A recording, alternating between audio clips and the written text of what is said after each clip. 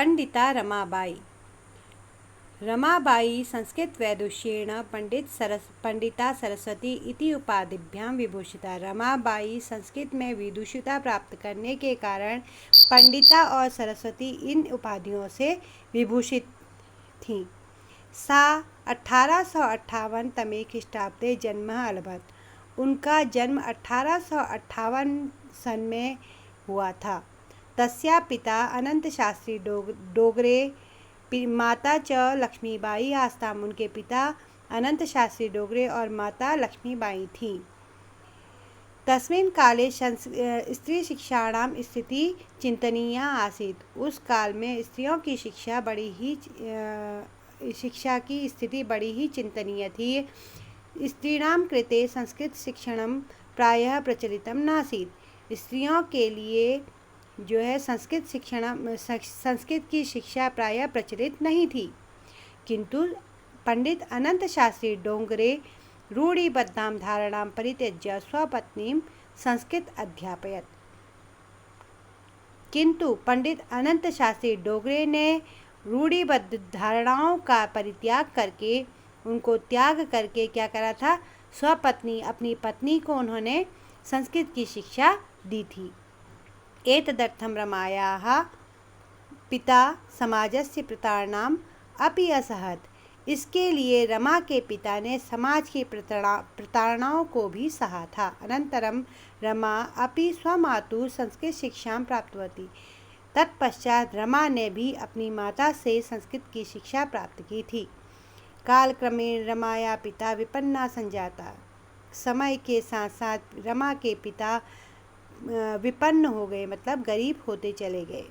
तस्या पितरौ ज्येष्ठा भगिनी च दुर्भिक्ष पीड़िता दिवंगता। उनके माता पिता और ज्येष्ठ भगिनी बड़ी बहन जो थी वह दुर्भिक्ष से पीड़ित होकर के मृत्यु को प्राप्त हो गई। तदनंतरम रमा स्वज्येष्ठ भ्राता सह पदाभ्याम समग्रे भारते भ्रमणं कुर्वती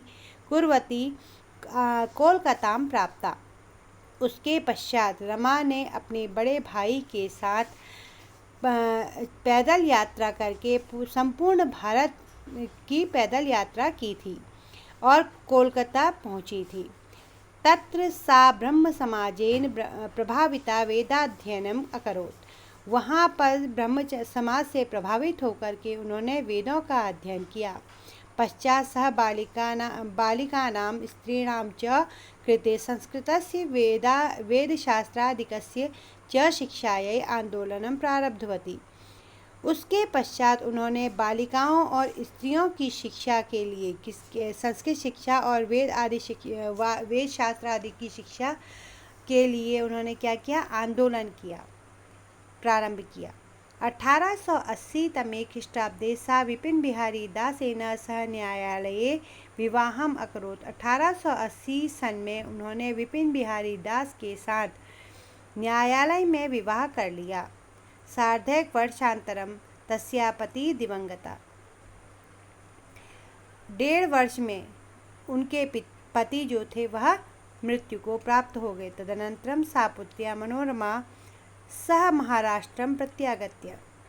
उसके पश्चात वह अपनी पुत्री मनोरमा के साथ महाराष्ट्र में आ गई।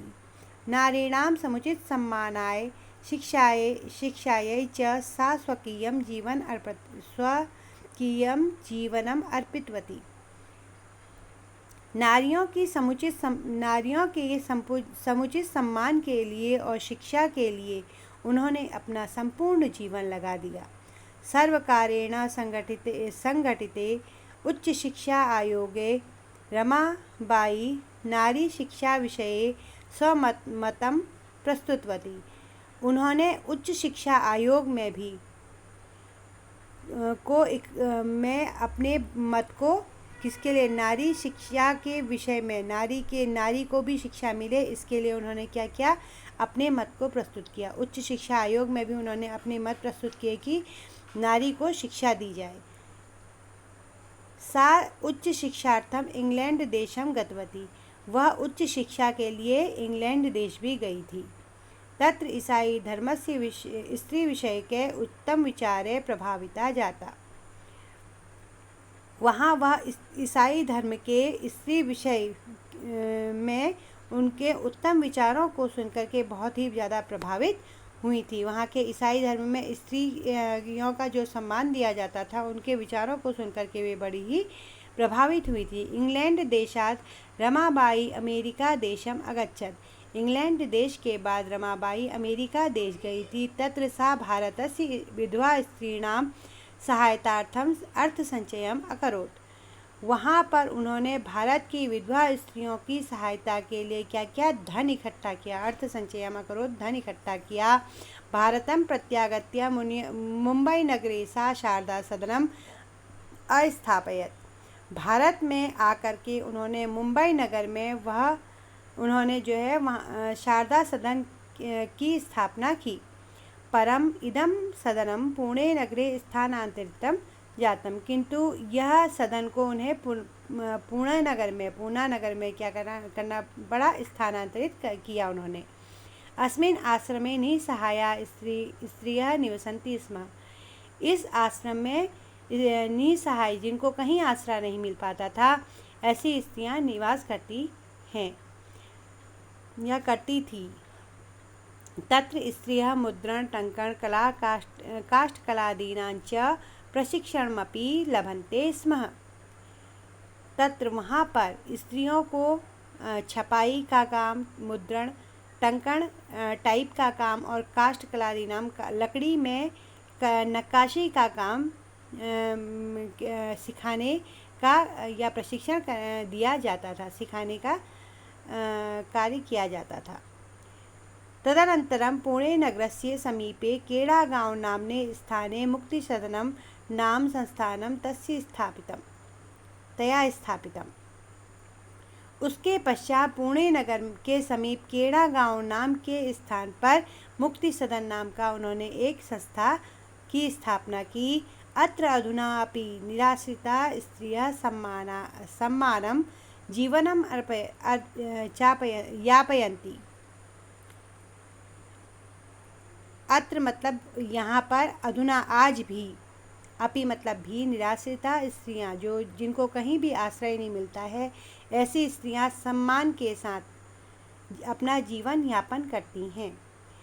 1922 तमे ख्रीष्टाब्दे रमाबाई महोदयाया निधनम अभवत्। 1922 सन में रमाबाई महोदय का निधन हो गया। किंतु स्त्री शिक्षाया समाज सेवायां च तस्या कार्यम अविस्मरणीयम अस्ति। किंतु स्त्री शिक्षा के और समाज सेवा के लिए उनका जो एक योगदान था, वह कार्य जो है वह आज भी अविस्मरणीय, मतलब उसको आज भी भुलाया नहीं जा सकता है। समाज सेवायाः अतिरिक्तं लेखन क्षेत्रे अपि तस्याः महत्वपूर्णम् अवदानम् अस्ति। समाज की सेवा के अतिरिक्त लेखन क्षेत्र में भी उनका महत्वपूर्ण योगदान है। स्वधर्मनीति हाई कास्ट हिंदू विमेन इति तस्या प्रसिद्धम रचनाद्वयम्। स्त्री धर्मनीति नाम से और हाई कास्ट हिंदू विमेन, ये दो उनकी रचनाएं हैं, उनकी पुस्तकें हैं।